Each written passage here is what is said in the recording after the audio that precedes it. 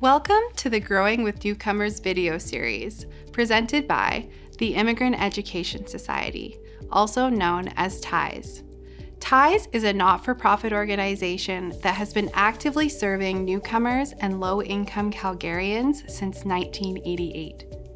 TIE's primary goal is to provide immigrants and economically disadvantaged individuals with a solid foothold in Canada and afford them the opportunities to feel belonging in their new community. In this 6-part series, we will learn about gardening in Calgary's regional environment, share expert knowledge, and gain food growing skills. We will explore Southern Alberta's climate conditions, local vegetables, Indigenous plants, growing options, food security, and more. In this video, we will learn some tips for growing food outdoors in Calgary and the Southern Alberta region. Since we reside in a Zone 4A gardening climate with varying weather such as frost, hail, and extreme heat, when to plant, respond, or harvest is rarely predictable. Learning to watch the weather forecasts and being prepared for the unexpected will keep your garden operational to the end of the season. Firstly, we will begin by introducing types of outdoor gardens to consider. Mound rows are quite simply piled compost and/or soil.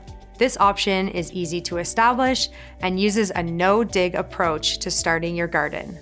This garden type can be set up very quickly by placing a cardboard barrier between the ground and the mounded garden compost and/or soil. This option can be more prone to weeds because there's no barrier to stop seeds from spreading, but it requires a smaller investment up front. Raised beds consist of a wooden or steel frame that holds the soil in place. This option is an investment up front, but makes it easier to reach your plants and can be less prone to weeds. Container gardening is quite simply growing food inside plant pots or grow bags. This option is perfect for small spaces, balconies, and transporting plants indoors and out over the season. Community garden beds are raised beds that can be rented for a small fee for the year. This option may provide you with a bigger space, help with watering, access to gardening, and a chance for connection with your local community. The garden option you will use will be determined by the outdoor space available, what you plan to grow, or limitations of time. It is valuable to observe where you plan to garden, considering sun exposure, water availability, and any slope in the land that could impact the growth of your plants. Choosing a spot where there are ideal conditions will result in a more successful garden. Once your garden beds are ready, it's time to gather your equipment. Having gloves and a trowel for digging, a jug for watering, labels to keep track of your plants, bamboo sticks, and thin rope for supporting taller plants are the essential items to get started. Additionally, netting, fabric covers, and a pitchfork are also useful tools for establishing, protecting, or harvesting your garden. To get started, prepare your soil by removing any unwanted plants from your garden beds. Add some compost, worm castings, or a compost tea. Plan the location of your plants in the garden beds based on the positioning of the sunlight that will reach your garden. If your garden is positioned south, tall growing plants like tomatoes will go at the back and shorter plants like basil at the front. Once you have prepared your garden soil, it is time to prepare your seeds, containers, and plant labels. It is important to read the seed packages to determine the correct spacing for your plants, so that they have the proper space for their root systems to grow. If plants are placed too close together, they may not receive the proper nutrients from the soil to sustain the continual growth throughout the season. After you have planted your seeds and seedlings, according to the recommended timing and spacing from the seed packets, it's time to care for your garden. Watering, weeding, plant protection, and soil care are the primary tasks to keep your garden growing.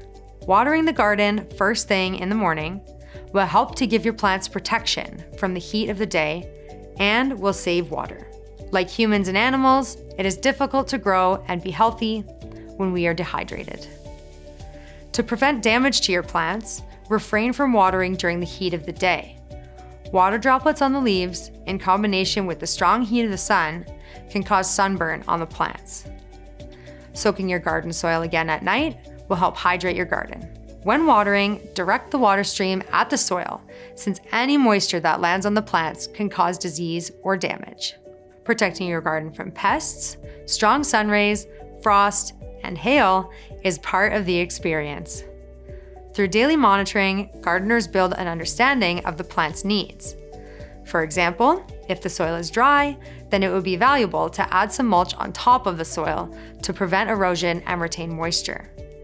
Or, if a certain plant has pests, natural methods to prevent their proliferation can be used to deter spread or further damage. Gardeners in Calgary are bound to experience hailstorms. It's worthwhile to keep additional pots, bed sheets, or netting nearby to cover your garden at a moment's notice. Harvest time will come quickly for some of your plants, like lettuces, radishes, and peas. Again, seed packets provide the information you need to gain an understanding of the plant's life cycle. Harvest according to the seed packet instruction and plant new seeds throughout the season for a greater crop. At the end of the gardening season, there will be an abundance of food and work. It is crucial to harvest your above-ground vegetables and fruits prior to the first frost, or to properly cover your garden if warm weather is still forecasted. Gardeners in Calgary become more diligent in checking the weather forecast when September arrives because snowstorms are a possibility. In the next video, we will cover how to preserve your harvest and explore local food access options.